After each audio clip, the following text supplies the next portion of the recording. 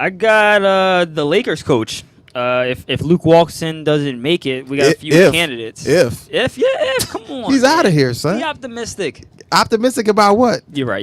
He is out of here. As much as I will like. Try to be nice. Honestly. You got to fight, man. Fight for it. Because I'm with you on that. Because I believe he's going to be out of here too. I want him to stay. That's why I'm trying to stay optimistic. I'm the person that would rather, and this is not a smart move, but I would have rather Luke Walton stay than LeBron James stay. Because I just feel like Luke Walton was there first. I don't understand the organization, they want to win. He's the best player in the world. But LeBron, I've never been a LeBron fan. But I'm also not a LeBron hater. I give him his credit. So you want to let the best player in the world go for who? The best coach in the world? No, not the best coach in the world. It's not like it's Phil Jackson. You're right. It's a no-brainer. I'm letting Luke walk. For Phil Jackson? No, I'm saying if it were Phil Jackson instead of Luke, then I can see you saying, well, you know what, maybe we'll stick with Phil, depending on the players you have. Luke, sometimes it's just not a good fit. Yeah, sometimes not a good fit. And maybe he doesn't fit with LeBron. I don't know. And that's the thing that I'm having the trouble with, because it's not that Luke is a bad fit for the team. Yeah. It seems like he's being let go because he's a bad fit for LeBron. And in my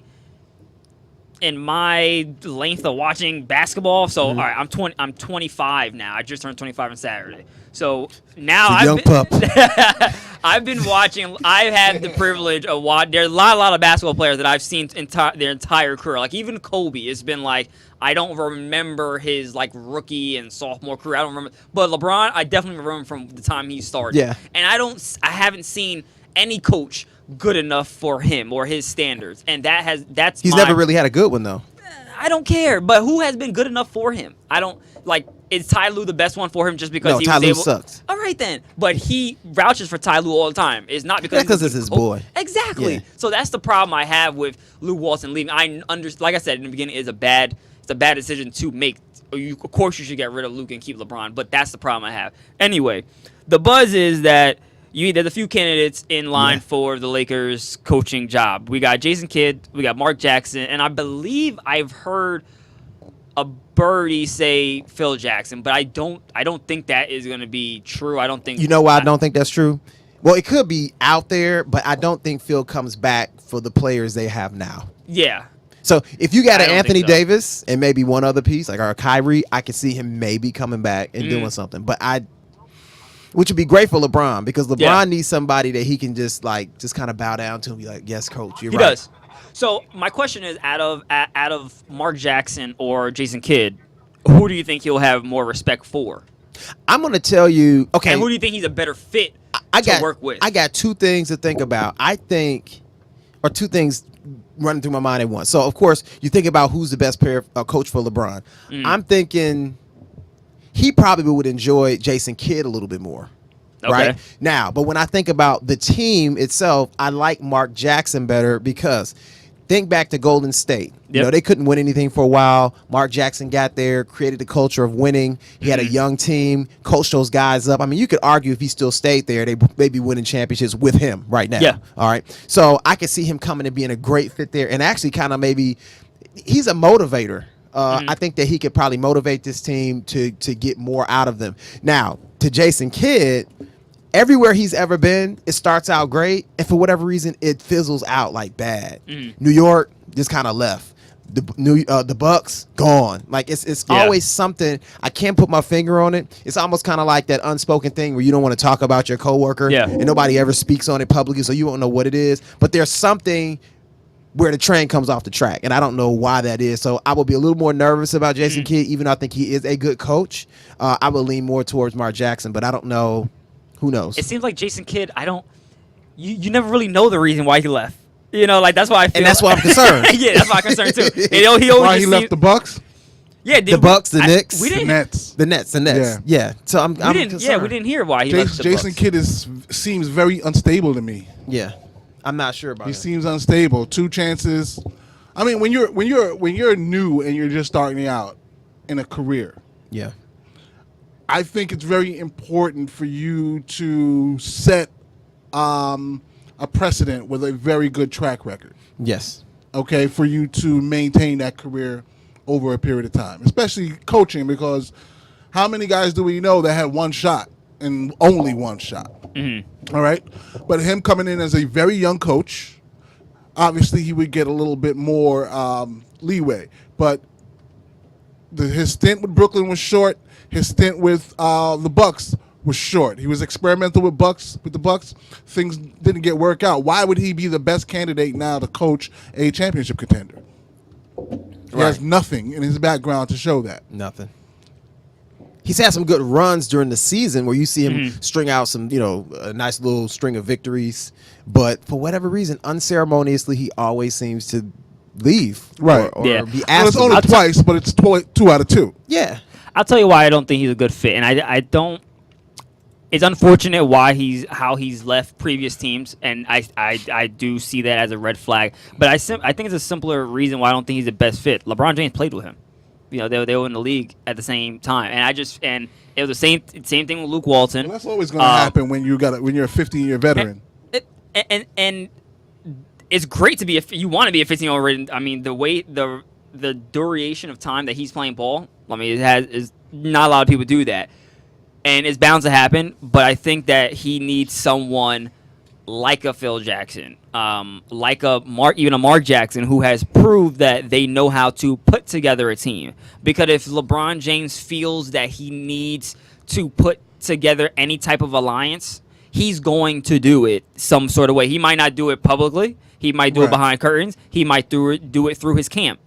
But he'll do it some way. I think he just needs someone who has proven that they know how to put together a team. I think Mark Jackson would be better fit. But I do believe in what Jason Kidd could do. I hope he does get a job. I just, after this season, I have to really bring a stable coach in. Because I'm super that's true. nervous about, this thing is very volatile. Who is that stable coach? I have to really sit down and think about it. I do think Mark Jackson is a good start because I do think that he can bring some continuity and a winning attitude and a different voice to the locker room. And he is a point guard, actually a true leader. He's you can't question his ability to lead. And he's proven to build. LeBron James always has had to build. He's always, when he went to Miami, he built that. He went back to Cleveland, he brought Kevin Love and a few other guys with him. He comes back to the Lakers. He has been standoffish, but his camp has been very loud. I don't know if he necessarily built Miami completely. Pat Riley has something in place that he and Chris Bosh added to it. Miami got built in the 90s. Because they had the coach and everything. I mean, even though Udonis Haslam is not amazing. No. Those Miami guys were was built in the 90s. Yeah. Okay. Back with Alonzo. No. Before. Pat Riley. Okay. Okay, so Pat Riley's career progression was as Lakers coach, wanting to be a front office guy. Then he got the Knicks coaching job. Had the Knicks really right there knocking on the door. And he was running the front office too with the Knicks, no. right? Or no, he wanted to. And they wouldn't. But the Knicks wouldn't give anyone that power. Okay. So he was a great coach for the Knicks, and he wanted more, and they wouldn't give him any more. So he did the Belichick. It's the same thing with Belichick and the Jets, right? So he wanted more. The Knicks wouldn't give him more, and Miami offered him everything. Front office, everything. Since he's been with Miami, rock solid stability. Yeah. Same guys coaching still. You know what I mean? Spoelstra came up through them. Fizdale came up through them. Pat Riley as the coach spent years on the bench coaching. Championships. The Dwayne Wade draft.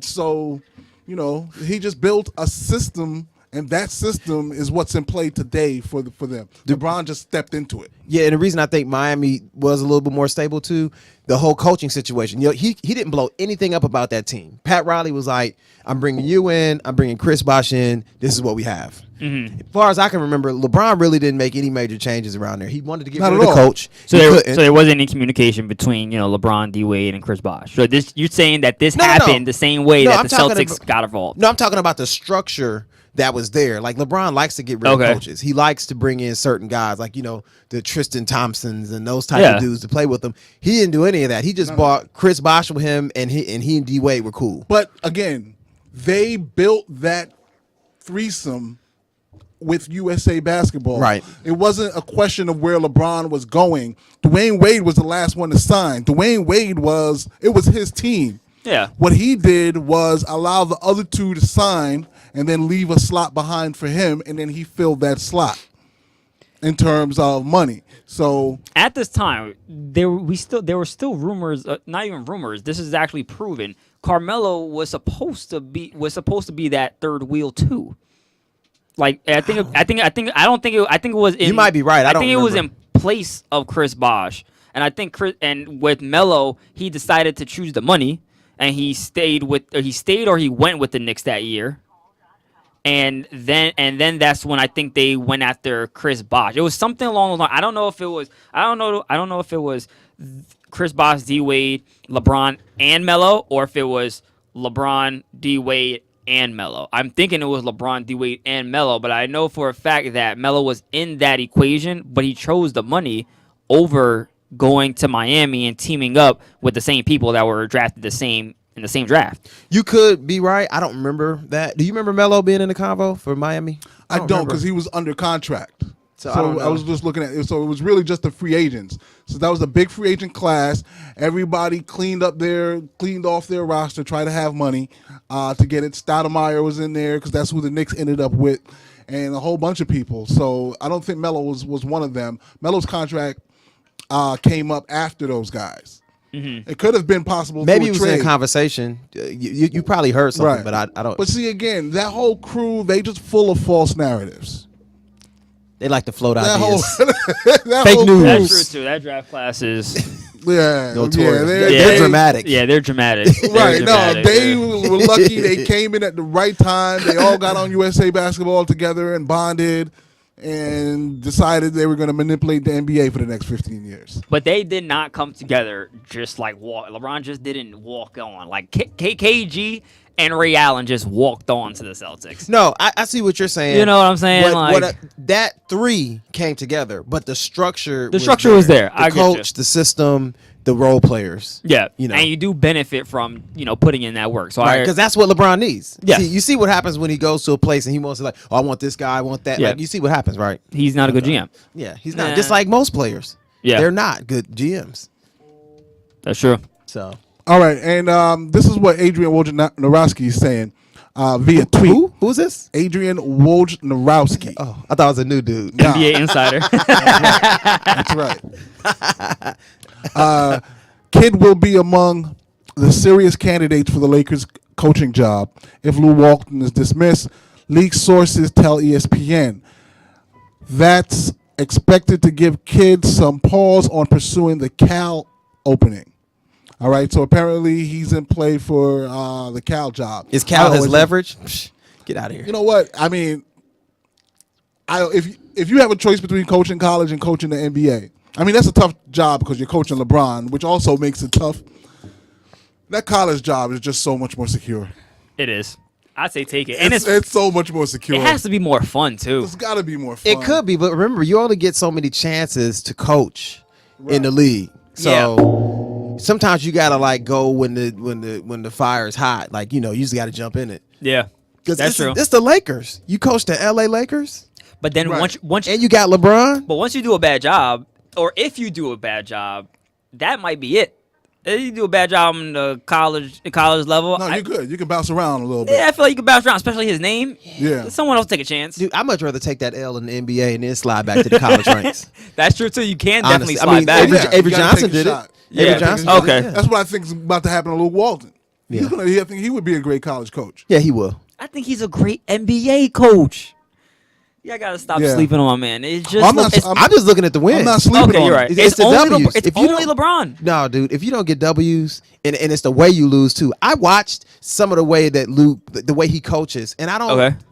He's like a combination of a modern coach mixed with Phil Jackson. So, for example, you're looking at your young team, you go down 10, you go down 12, you go down 15, you go down 18. You look at the sideline, Luke's standing there. He calls a timeout after you down 22. Not going to work. Substitution patterns. He doesn't do one or two guys at a time. You just looking, the whole bench is coming in the game. Like Right. everybody. 5 Yeah. for 5. Like it's a trade. Right. Yeah. All right.